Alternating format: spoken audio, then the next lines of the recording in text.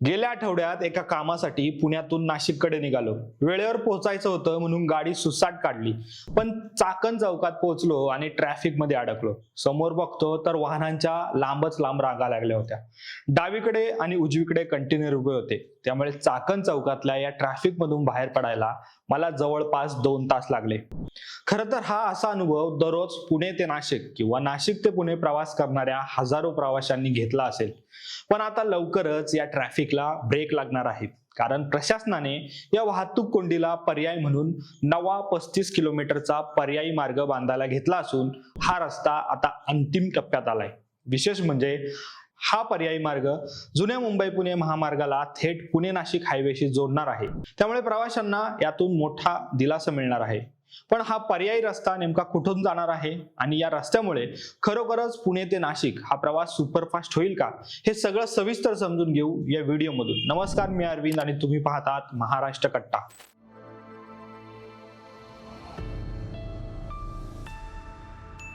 पुणे ते नाशिक असा by road 215 किलोमीटरचा प्रवास करण्यासाठी साधारणपणे 5 ते 5.5 तास लागतात.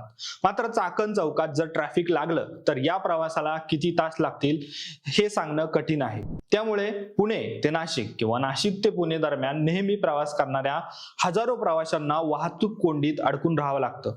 पण वाहतूक कोंडीची ही समस्या नेमकी का होत आहे, तर जुन्या मुंबई पुणे महामार्गावरून पुढे जाताना चाकण आणि तळेगाव MIDC परिसरात कायमच वाहनांच्या लांबच लांब रांगा असतात. त्यामुळे काही मिनिटांचा प्रवास करायला तासनतास अडकून पडण्याची वेळ येते. याचं कारण म्हणजे गेल्या काही वर्षात या परिसरात मोठ्या प्रमाणावर उद्योग उभे राहिले आहेत. बहुराष्ट्रीय कंपन्या, वाहन उद्योग, लघु उद्योग या सगळ्यांचा विस्तार झालाय आणि यामुळेच सकाळी ऑफिसच्या वेळी आणि संध्याकाळी ऑफिस सुटल्यानंतर या रस्त्यांवरून जाणारा नोकरदार वर्ग, त्याचबरोबर अवजड वाहनं, कंटेनर, चारचाकी, बस आणि बाईक अशी हजारो वाहनं रस्त्यावर सारखी धावत असतात.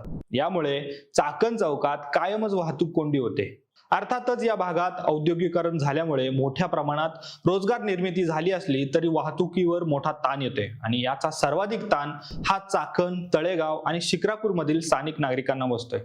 म्हणूनच या भागातील वाहतूक कोंडी कमी करण्यासाठी MIDC कडनं नवीन पर्यायी रस्ता बांधण्यात येतोय. आता पाहू हा पर्यायी रस्ता नेमका कुठून सुरू होणार आहे आणि कुठे संपणार आहे. तर MIDC कडून बांधण्यात येणारा 35 किलोमीटर लांबीचा हा नवीन पर्यायी रस्ता जुन्या मुंबई पुणे महामार्गावरील तळेगाव MIDC मधील 9 लाख उमरे गावाबाहेरून सुरू होणार असून तो देहू रोड मार्गे तळेगाव MIDC मध्ये प्रवेश करेल. या भागातील हा रस्ता सुमारे 1.7 किलोमीटर लांबीचा 6 पदरी कॉन्क्रीट रस्ता असणार आहे. यानंतर हा रस्ता हुंदाई चौक, चाकण टप्पा 2 आणि कॉर्निंग कंपनी परिसरातून पुढे जाईल आणि पुढे थेट भाम नदीपर्यंत पोहोचेल आणि भाम नदीपासून पुढे हा रस्ता पुणे नाशिक महामार्गाला थेट जोडला जाणार आहे. अशा प्रकारे एकूण 35 किलोमीटर लांबीच्या या मार्गात काही ठिकाणी 6 पदरी तर काही ठिकाणी 4 पदरी कॉन्क्रीट रस्ता असणार आहे.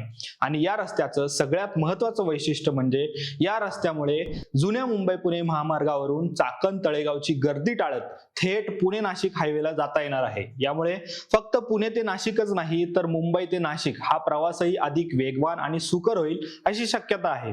आता पाहू या नव्या रस्त्यासाठी किती कोटी खर्च केले जाणार आहेत. तर 9 लाख उमरे गावातून सुरू होणाऱ्या 1.7 किलोमीटरच्या 6 पदरी रस्त्यासाठी सुमारे 50 कोटी रुपये आणि भाम नदीपर्यंतच्या सुमारे 6.5 किलोमीटरच्या मार्गासाठी 105 कोटी रुपये खर्च होणार आहे. तर या नव्या रस्त्यामुळे नक्की काय फायदा होईल, तर या नव्या रस्त्यामुळे औद्योगिक मालवाहतूक वेगवान होईल आणि यामुळेच उद्योगांच्या वेळापत्रकावर सकारात्मक परिणाम होईल. याचबरोबर स्थानिक नागरिकांना सुद्धा वाहतूक कोंडीतून मोठा दिलासा मिळेल. तर मुंबई पुणे नाशिक दरम्यानचा प्रवास वेगवान होईल. विशेष म्हणजे तळेगाव, चाकण, शिक्रापूर या मार्गावरील ताण मोठ्या प्रमाणात कमी होण्याची शक्यता आहे, कारण या रस्त्याचं काम आता अंतिम टप्प्यात आलं आहे. त्यामुळे हा पर्यायी मार्ग लवकरच वाहतुकीसाठी खुले करण्याचे उद्दिष्ट MIDC ने ठेवलं आहे. याचं कारण म्हणजे औद्योगिकरण वेगाने वाढत आहे. त्यामुळे पायाभूत सुविधांची उभारणीही त्याच वेगाने होणे गरजेचं आहे.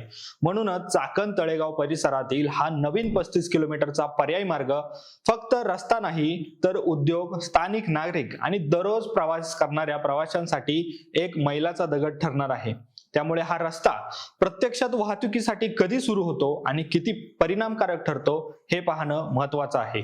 दरम्यान या पर्यायी रस्त्यामुळे ट्रॅफिकची समस्या खरेच सुटेल का, याबाबत तुम्हाला नक्की काय वाटतं हे कमेंट बॉक्समध्ये सांगा. आणि तुम्हाला जर हा माहितीपूर्ण व्हिडिओ आवडला असेल तर व्हिडिओला लाईक करा, शेअर करा आणि असेच आणखी व्हिडिओ पाहण्यासाठी आमच्या महाराष्ट्र कट्टा या YouTube चॅनलला आत्ता लगेच सबस्क्राईब करा. धन्यवाद.